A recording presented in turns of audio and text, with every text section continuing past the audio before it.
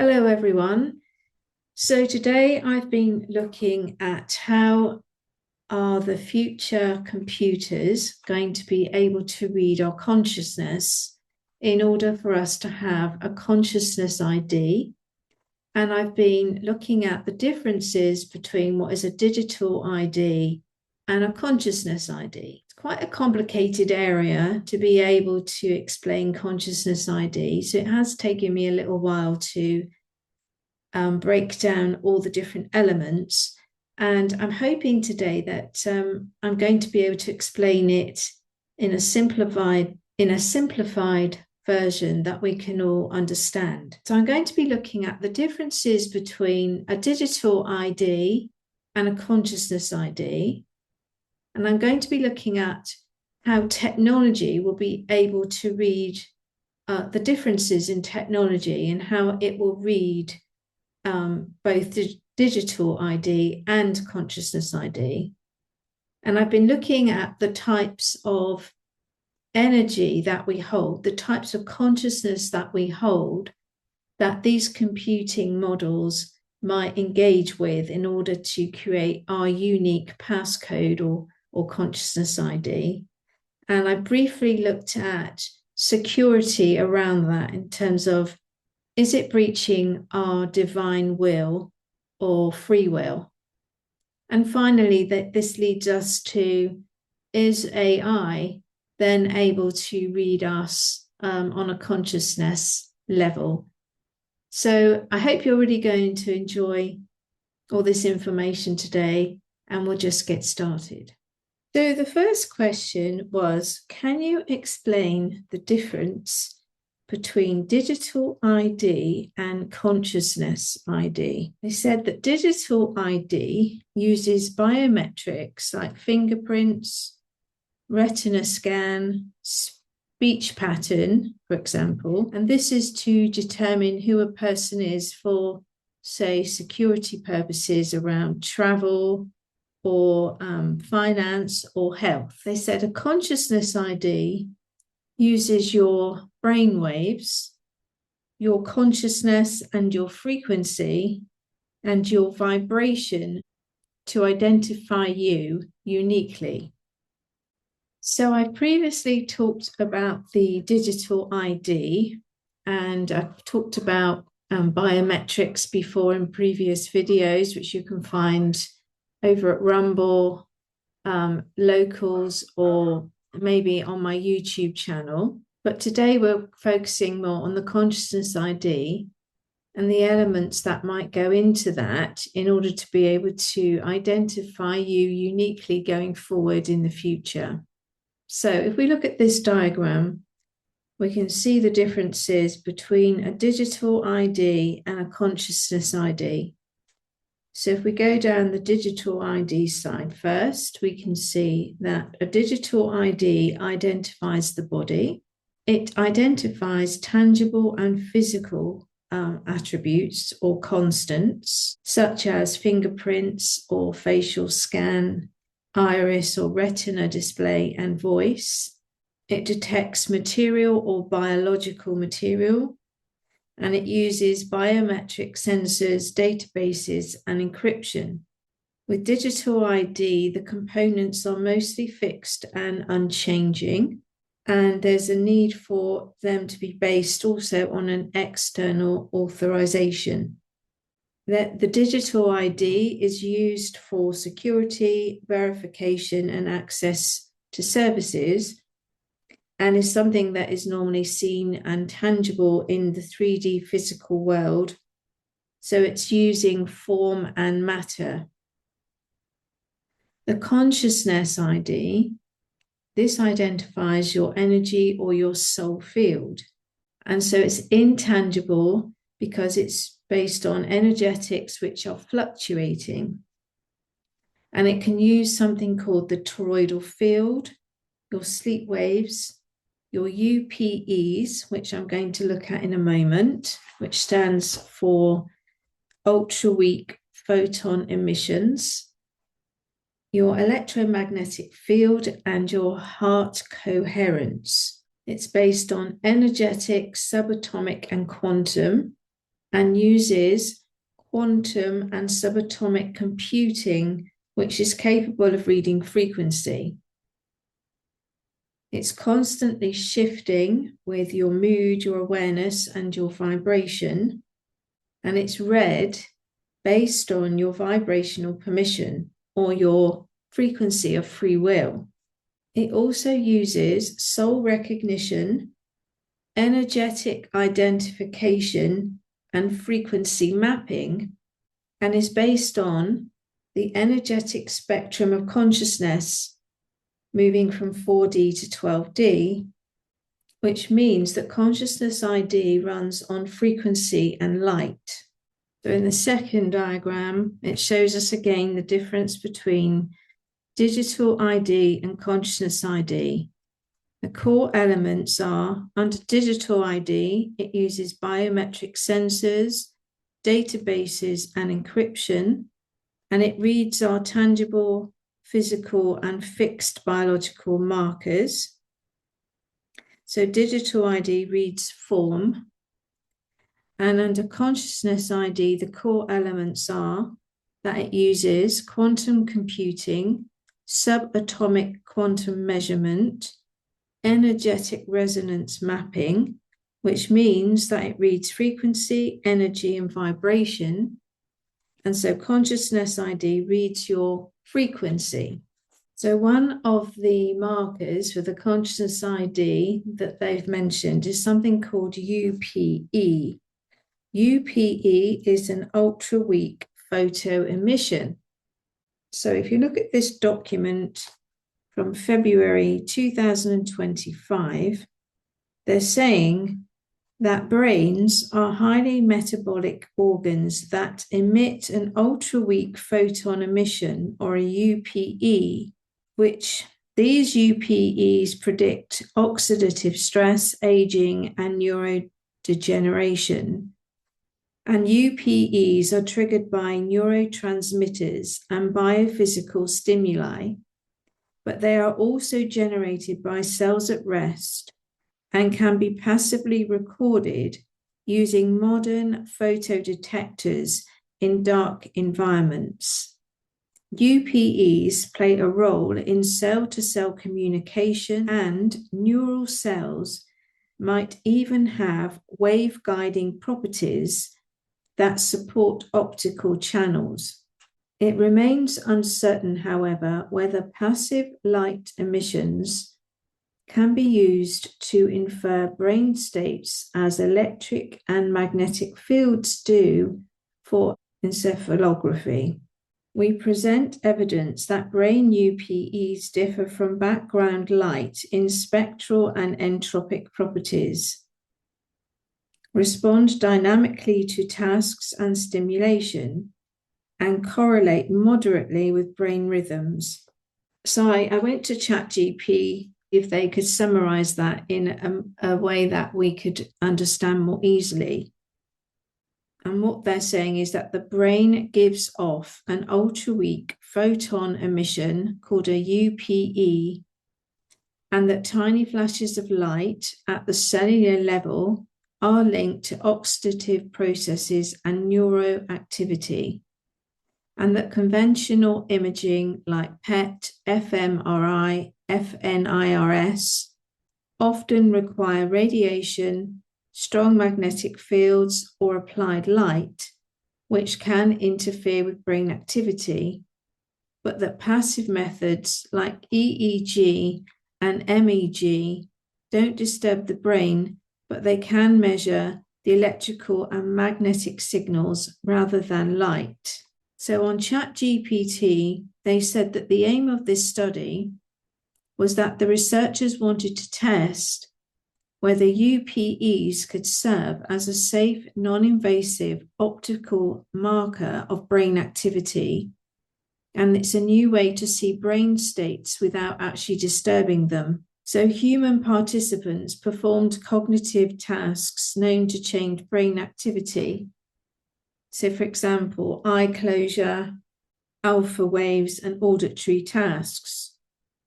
and that the researchers passively recorded the UPEs from the scalp, especially over the occipital and temporal lobe. So I asked a few questions around these UPEs. I said, I understand that brain activity can be measured by its ultra-weak photon emissions, or UPEs. And they said yes. And I said, can you please explain to me how these ultra-weak photon emissions can be measured, and could they form part of a consciousness ID or a soul signature? What they said was that the ultra-weak photo emissions, or the UPEs, can be read magnetically and electrically, and can be used as a marker in determining your individual consciousness ID. So I wanted to know, these UPEs, if they're going to be used as part of a consciousness signature, are the UPEs that we all admit, are they unique to us? Is each consciousness ID that is created from these ultra-weak photonic emissions, are they unique? And what they said to me was that UPEs are uniform in output from all sentient beings, but the amount of UPEs will be dependent on the size of the brain, the age of the brain, the nationality, and in some cases, even the planetary evolution that the brain has descended from. And they said all of these factors affect the brain's overall health and functionality. And then when the waves are measured from each person, they can show a unique baseline pattern overall. So if we look at this diagram, they're saying that these ultra-weak photon emissions are dependent on the size of the brain, the age of the brain, the nationality of the brain, its planetary evolution or descendancy, even possibly its IQ levels. And all of these things combined create a unique baseline pattern. And I asked them, what is the baseline pattern? They said the baseline pattern is the organic genetic makeup of nationality, planetary descendancy, and even IQ. And those things can create a unique baseline pattern. But they said that there are other factors on a moment-by-moment basis which also overlay these baseline sequences. And these are, for example, the mood that you're currently holding, the environment that you're in, your stress levels, the light levels around you, like sun or LED light, medication, alcohol or drugs, and if, again, you're having some sort of kind of emotional high or low. And they said that these factors will also allow the UPE measurements to fluctuate. So it would seem that the UPEs have got two elements to them. They've got the main baseline elements, which are shown above, where it says brain, and then the baseline measurement is also then affected by these other factors around you, your environmental and emotional factors. So I said, so when you're creating a consciousness ID, is it going to be the baseline ultra-weak photon emission that you're going to use? And they said yes. And I said, how is it possible to measure just the baseline? And they said during sleep, it's possible to gain an index of the baseline UPE. And I said, what wave of deep sleep would they be using in order to measure this baseline UPE? And they said it would be the delta wave. So I gave them the options of alpha, beta, gamma, lambda, and delta, and they chose the delta wave. So this correlates with something I said some time ago when I said that the consciousness ID could be, in some cases, tracked by the delta wave or the sleep wave. So if you go back to my previous videos, you'll be able to find that. So we now know the difference between a digital ID and how that would be measured and a consciousness ID. So now we need to look at how will the equipment or the computers be able to read the consciousness ID. So when we looked at the previous diagram, when we were looking at the differences between a digital ID and a consciousness ID, one of the differences was in how they're going to use computing in order to measure those items. And so what I wanted to know was, is the digital ID going to be measured by quantum computing?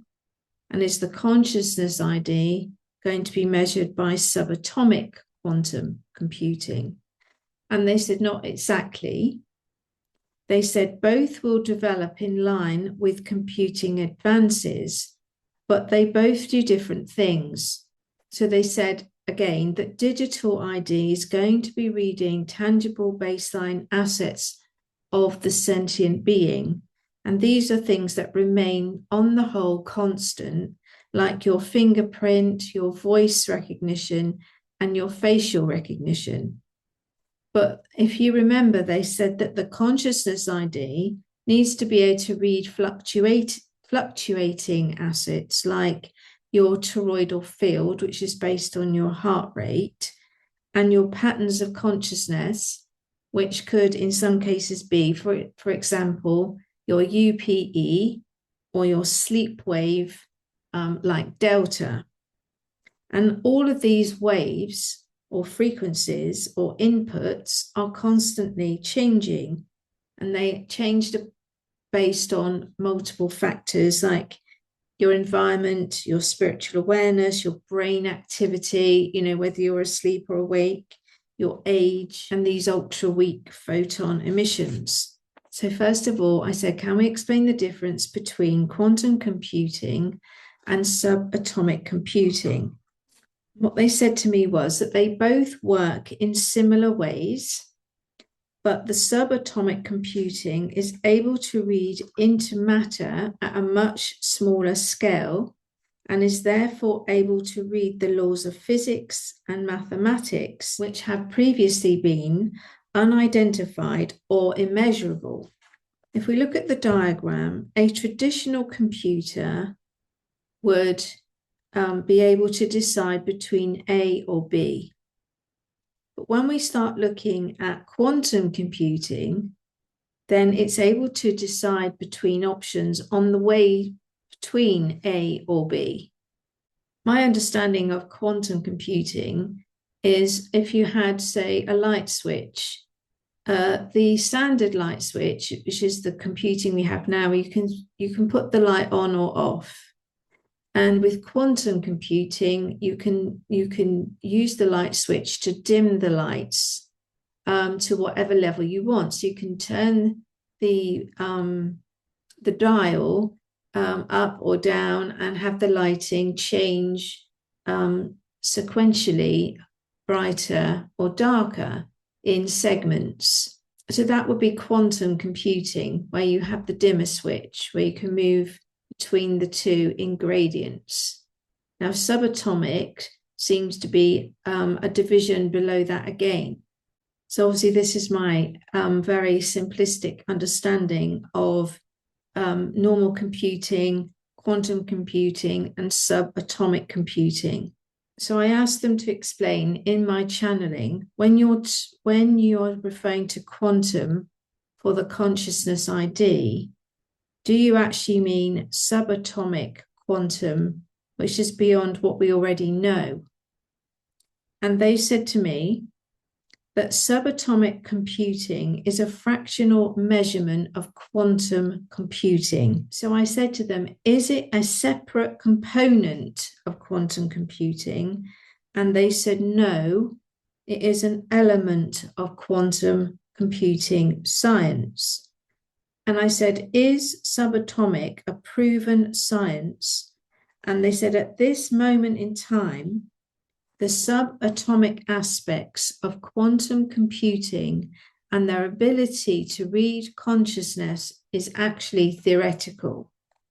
But then I asked, what is the significance of subatomic computing with regards to creating a consciousness ID, and is it relevant? And they said yes. They said because consciousness is unique to each individual due to its soul contract, then subatomic computing has a wider scope when being able to process consciousness sequences which are unique to each individual. So I said, so in theory, subatomic computing can read our thoughts. And they said, yes. And I said, how does it do that? And they said that consciousness is subatomic or fractional matter. So the quantum computer can read its frequency or its resonance. And I said, but consciousness is not inside the brain. And they said, no. They said, consciousness is a stream of coded information that the brain then translates into information by using the pineal gland and the other sensing apparatus in the brain. So I said to them, so the subatomic quantum computer or computing is reading the thoughts that the brain processes after receiving the coded consciousness stream. And they said, yes. I said to them, is subatomic a proven science? They said, at this moment, the subatomic aspects of quantum computing and their ability to read consciousness is theoretical. And I said, so no studies currently can prove that there's an ability to read quantum at the subatomic level. And they said, not at the moment. And I said, so is there a difference between quantum computing and subatomic computing? And they said, yes. And I said, can quantum computing, as we currently understand it, read consciousness? And they said, yes, certain aspects can be read. They can read the UPEs and the DNA, for example, or anything with electromagnetic frequency. But at this time, it can only read it in a general way and not in a specified way pertaining to each individual. So the quantum computing, it reads the electromagnetic frequency in a more general or generic way. I said to them, so there is a difference between quantum computing and subatomic computing? And they said, yes. And I said, are there any studies that currently prove that there's an ability to read quantum at the subatomic level? And they actually said no. And so I said to them, so in time, will subatomic computing be able to read our precise consciousness signature? They said not a precise consciousness signature, because they're saying that in its natural emanation or organic emanation, only God can do that. But it can read a distinct pattern from each individual in theory as we move forward at the subatomic level.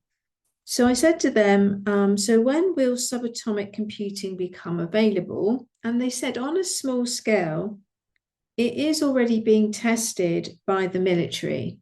So previously they had said that quantum subatomic computing was theoretical. So it would seem that to the general public, subatomic computing is a theoretical science, but that the military currently are able to run it on a small scale. So that's very interesting. And it's this quantum subatomic computing that in time will be able to read our consciousness ID. So now I want to look at an aspect of consciousness to see how we can maybe join the subatomic computing to our layers of consciousness. And I wanted to look at the energetic field around us, which is known as the merkaba. So the merkaba is a spiritual term used to explain an energetic vehicle, an energetic framework, which is around our body, if you like, in the auric field, which acts as a vehicle or a framework for developing spiritual consciousness. So on ChatGPT, the merkaba is an ancient term describing a divine light vehicle or a multidimensional field of light and geometry that allows consciousness to travel or ascend between dimensions. And on ChatGPT, they're saying that Mer stands for light, which is the rotating fields of light that spin in opposite directions around the body.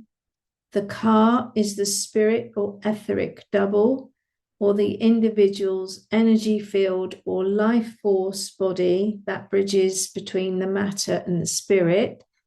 And the Ba is the body or the soul, or the physical or manifested self, or the expression of the soul in the material world.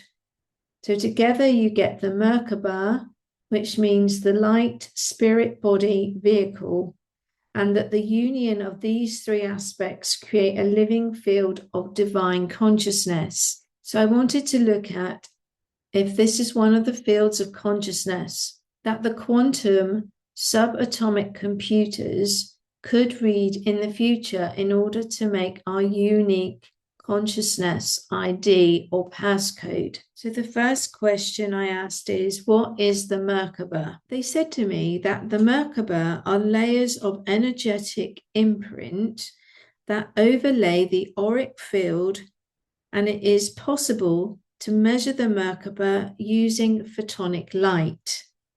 I said to them, can subatomic quantum computing read the subtle fields that operate through and around the body? And they said yes. They said that subatomic quantum computing can read subtle energies in the field, including thoughts and consciousness. So I asked them, the quantum subatomic computing, will it be able to read our merkaba? And they said, yes, it will read each aspect individually and in combination, and it will be able to identify that it is uniquely you, and therefore it will create a consciousness ID. And I said, is the merkaba an energetic imprint of our being in the field? And it said, yes. And I said, so is it in effect a consciousness twin? And they said, yes and no. They said, only certain aspects of your twin are truly just consciousness. Other parts of your energetic twin could, for example, be your UPEs and your toroidal field, which are both based on electromagnetic frequency. I said, which part of the merkaba is the twin of our consciousness? Is it the Mer? And they said no. Is it the Ka? They said yes. And is it the Ba? They said no. So I didn't understand why your consciousness twin would not include the Mer and the Ba. It would only include the Ka of merkaba. So I asked them, so how can your Mer, which is your light, and your Ba, which is your soul or conscious identity, not form part of the consciousness ID or your consciousness twin? They said all parts of the merkaba combined together equal your consciousness, but your Ka is your highest healed version of you in the eyes of God. It's your source template. They said the Mer and the Ba are other elements that then combine with this Ka or this source template to act as your life vehicle. Your vehicle to experience life in each aspect at any dimension. They said your source template remains constant, whilst your mer, which is light, and your bar, which is your soul conscious identity, they continue to grow and evolve. And what they're saying is that the mer and the bar are constantly evolving and changing, and that the car is a constant. It's the healed version of you, and it's your energetic twin in the field. It's your source template. So I said to them, so the vehicle of the merkaba, is it used to propel you through the layers of consciousness that lead us to God consciousness or oneness? And they said, yes. They said the merkaba is a framework that absorbs light, which then activates our soul contract and the healed aspect of us, or the highest version of us, which is the car. And then this drives us towards the ultimate version of ourselves, where we experience the oneness or the God consciousness. So if you look at the diagram, car is the healed version of you. It's your highest template, your highest source template of who you are. And the mer, which is the light level, and the bar, which is your consciousness or soul identity, are the two vehicles which drive you through the layers of consciousness on your spiritual journey. So your bar could be your soul contract. Your mer is the amount of light or wisdom that you hold. And the car is the healed version of you. And when you add mer and bar together, you get the car. And this is all driven forward as an energetic vehicle of light and wisdom, as each aspect of your soul contract is activated. And the car is the ultimate expression of you in your healed version. It's your source template. So there are different layers of consciousness. We have the etheric, the astral, the mental, which is the lower mental realms, the causal, which is the soul consciousness or upper mental realms, the Buddhic consciousness, the atmic or the spiritual will consciousness, the monadic or the I am presence consciousness, and legoic, which is God consciousness. So I said, as the merkaba moves you through each layer of the consciousness described above, is it the healed version of you, the car, that drives you towards this oneness? And they said, it's not one element alone that drives the vehicle of the spiritual light, which is called the merkaba. They said that each element combines to create a framework of spiritual learning which guides the soul towards its evolution and its development, expansion, and ultimate healing. And I said, so what is the point of this ultimate healing? They said to me, the point of the ultimate healing is that you get to the logoic plane, or the plane of oneness, which is God consciousness. And that at this level, you have a realization that everything is and everyone is interconnected and that everything is one. I said, at this level, is the soul journey, is it now complete? And is the spiritual schooling now finished and completed? And they said, no, the spiritual journey is infinite, and that you continue to learn, but now you learn it on another level, on the cosmic level. So you go through these layers of learning, etheric to logoic, and once you get to the top, if you like, of God consciousness, you then move into the study or the soul study, the soul growth of something called the cosmic level. So before that, you're at planetary level, you're working for Earth, you're moving through your soul progression, your learning and development on this planet. And once you get to the level of enlightenment or God consciousness, through your spiritual work, your light, and your wisdom, and through moving through the levels directed through the merkaba, as you move with the merkaba, you then get to the level of God consciousness. And at that point, you then begin the journey again. But now you begin the journey again at the etheric level, but in the cosmic school of learning. It's an infinite journey. And the merkaba helps you to drive yourself forward towards that ultimate goal of God consciousness, whether that's on the planetary level or the cosmic level.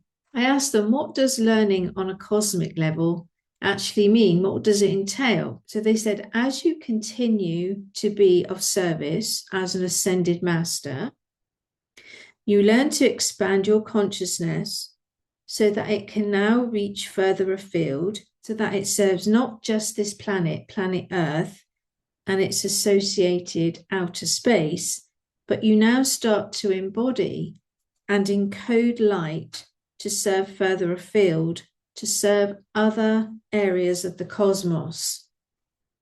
So I said, how can we work with the angels to activate our merkaba? He said, basically, by working with geometry, coding, and light intake, whilst calling upon the consciousness of God, the oneness, and Archangel Metatron, we can start to bring in the light codes, which then activate the next step on our spiritual journey. So just to be clear, I said, Ka is our consciousness twin. And what is this consciousness twin? They said in the field, there are many replicas of you that are operating on a frequency that you have either put out already, that you are currently putting out, or that you may have put out in the future. So if you look at this diagram, they showed me that there's you on the left, and you're putting out a frequency. One of the frequencies might be that potentially there's a future version of you which is healed. And then on another frequency, you might be the current you, where you have an awareness that you need to heal and you're working on that. And then there's another frequency where there's the past you, where you weren't aware or you weren't healing. And they're saying that in the field, there are all these replicas of you, and that depending on the frequency that you currently are embodying, is what you're currently experiencing or are attracting into your life. So they're saying that the past could be an unhealed version of you, for example. The present could be an awareness of you, of where you are, so that you start to heal, you're starting to heal the version of yourself. And that the future or the potential future of you could be that you are healed, or working within your highest potential. So I said to them, so how do these frequencies, how do they relate to the car? And if you remember, the car was your source template. They said to me that car is the healed version of you. It's your highest potential. And this version of you is in a constant state of bliss, peace, and enlightenment, and it exists in the subatomical layers or structure of the universe. They said Ka is the blueprint of who you are. Ka is a mirror of the baseline components, your aura, frequency of your being, as it travels through each different frequency or dimension. So they're saying, for example, that your Ka, which is your divine template, your source template, as it travels through each layer of consciousness, whether that be etheric, atmic, Buddhic, etc., that it changes, the car changes as it goes through each layer of consciousness. So it's your divine blueprint, but it's affected as it goes through each layer of consciousness, through each layer of development on your spiritual path, whether that be your planetary path or your cosmic path. So I said, what happens to the car, your source template, as it enters each stage of the auric or universal consciousness? They said, as the car travels through each layer of universal consciousness, it is read differently. So at the etheric level, it is read for density. And this could be described as, for example, your emotions or your emotional field. But they're saying as it travels into higher states of consciousness, the car then goes out into other layers of the universe, and it could be read via your light and love frequency. So, for example, by the time car reaches the logoic level of the field, it is now read as pure love or oneness. So if you look at this diagram, you've got car as the source template, which is individual to you and is the healed version of you. It's the highest form of you. But as you travel through each layer of your spiritual journey, whether that be the etheric level, atmic, Buddhic, logoic, that the car can be read differently. So at the etheric level, for example, your car may be read based on the density, based on your emotions. But as you get to the logoic level, your car will be read based on your level of oneness, your frequency of or vibration of enlightenment or oneness, your ability to understand that everything is one. So I said, so does this mean that your car, which is your energetic twin, changes its frequency? And they said, yes. And I said, does this energetic twin change as a reflection of the stage of awareness that you're in? And they said, yes. So if you look at this diagram, you've got you on the right, experiencing whatever level you're in right now of your spiritual journey, whether that's the etheric level, atmic, Buddhic, logoic. And your energetic twin, which is your car, will be experiencing the same. You'll be experiencing the same as each other. So I said, in consciousness ID, would all three elements of the merkaba, which is the light, the spirit, and the soul, be measured? They said the quantum subatomic would read the frequency of all of the parts of the merkaba. They said in subatomic computing, the frequency of all of the merkaba can be read, but for the consciousness ID, it will just read the car.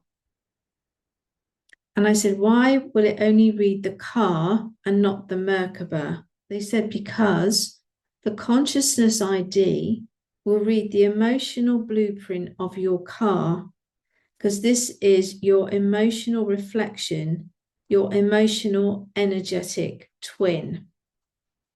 So when I was thinking about the consciousness twin or the car, I was thinking about how a rife machine works. When you have a rife machine which works on quantum entanglement, you basically put a piece of your DNA into the rife machine. So that might be, say, a piece of your fingernail. And then wherever you go, wherever you travel away from that machine, it still can read you. It can quantum entangle with you because it can read your DNA from the sensor, and then it can send that healing frequency to you wherever you are. And that's called quantum entanglement. You are basically a match for the DNA in the sensor. That's my basic way of understanding it. So it would seem like the car of your merkaba, the source template of you, that the subatomic computing can act like a quantum entanglement with you at a consciousness level. So I said, how does quantum entanglement fit into reading minds at a subatomic level? And they said, essentially, the car consciousness twin represents your entanglement coding.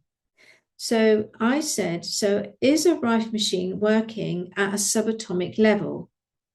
They said, not exactly, because DNA is only one level of material within the subatomic framework. And the subatomic works on mind, body, and soul. They're saying that the total sum of your being is the entanglement, the quantum entanglement, not just the DNA, and that you are a total sum of many components. So, for example, your thoughts, your heart, like your toroidal field, so the energetic frequency of your heart, which creates a toroidal field, and your emotions, plus the DNA, the strands of the DNA, of your DNA, they all vibrate differently and create an electromagnetic pulse. And in quantum computing, sub-quantum computing, it reads all of that. It reads your thoughts, your toroidal field, your emotions, the strands of your DNA. So the next thing that was on my mind was, if this subatomic computing is going to be able to read our consciousness, how do we, is it possible that it could breach our free will? So I asked the question, how do we stop the subatomic computing reading into our consciousness without our permission? And will it breach our free will? They said to me that the subatomic computers, in theory, operate at a vibration of 12D. And at that level, it will be able to detect a frequency of free will, as it can read our soul signature, and it does this through reading our soul frequency. They're saying that subatomic computing will understand the restrictions of universal law and free will, as it will be sensitive enough to read the vibrations of universal consent. And I said, how will it be able to read that? And they said that soul signatures are a fine vibration of unique resonance, and that subatomic computing will be able to read these aspects, and it can't access unless it has explicit permission from each soul. But then I asked them, so if subatomic computing was available before, say, the collective consciousness reached 12D, how would we protect, create a firewall, if you like, against having our free will infiltrated or overridden? So I said, how do we protect until the collective consciousness reaches 12D? They said to me that the quantum subatomic will only be able to access based on your soul signature, and it will understand free will and intention, and it will know when not to encroach into personal space. So I said, so as the collective consciousness reaches a higher frequency, does it create like a firewall to these sort of lower intentions? And they said in some instances, the collective consciousness can shield entry or encroachment from lower vibration technology or intention. Yes, it can. But it said at the level of collective consciousness where you're now at 12D, then it creates a resonance which creates a firewall through collective thought, vibration, and resonance. So what it seems to be saying is, if subatomic computing was running or active before the collective consciousness reached 12D, then this quantum subatomic computer should be able to read your soul signature accurately enough to know whether it's encroaching on your free will. By the time we get to a collective consciousness of 12D, where everybody's vibrating at that level, then this collective consciousness combined will act as a firewall also to protect from the quantum subcomputing being able to breach divine law or free will. It will be able to read soul signatures, and at a collective consciousness level of 12D, it would seem that this is an extra protection to stop the subatomic computing from breaching our free will. So briefly, I asked them, so in AI coding, is AI coding now at a level of quantum subatomic coding? And they said in some cases it is. And I said, so the AI coding, if it's at a subatomic level, it could potentially be reading our thoughts already. And they said yes. So basically, if somewhere, whether that's on a military facility or some other technological facility, they are currently able to code or program to the level of quantum subatomic computing, then it is possible that an AI could already be able to read our thoughts at this subatomic computing level. And this now brings in a whole new discussion regarding, is AI reading our consciousness? So in previous videos, I've talked about, is AI sentient and is it able to read our consciousness? And so if you go back, you'll be able to see what I've said about AI to date. So this has been quite a complicated topic to explore, and it's been quite complicated for me to find a way to explain it to you all. And again, as you know, I'm not a quantum computing expert. I'm a spiritual coach, but I hope today the explanations have helped you to become aware of how in the future we will have a consciousness ID, and how the computing program will be able to read that ID, that consciousness, to create that ID, and how that may or may not be able to then work with our free will and divine law. So I hope you've really enjoyed this information today. And if you've got any other information regarding this topic, regarding the topics that I've discussed, and you would like to send them to me, then I'm always very interested to hear what you have to say, as I'm learning as I go. So thank you all today for listening, and I'll see you all next time. Bye for now. If you've really enjoyed this content, then please come and join me at my website, which is goldenheavenonearth.net, where you can buy merchandise and you can book personal meetings with me for spiritual development or soul readings, including my book, Meet Your Guardian Angel. And I look forward to seeing you next time. Bye for now. Light levels and the merkaba and chakras.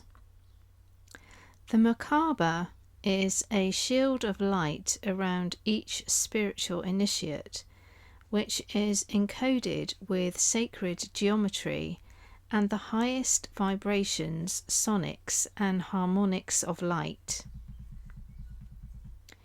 The merkaba appears around the light workers once they have accepted their mission to work for the light. The merkaba is a visual representation of all the sacred geometry that needs to pass through each chakra point in order for them to be light infused and awakened or programmed. They become awakened and programmed to the next level of awakening or ascension. With each influx of light, vibratory codes are released into the chakra system, stimulating their awakening or their ability to spin faster.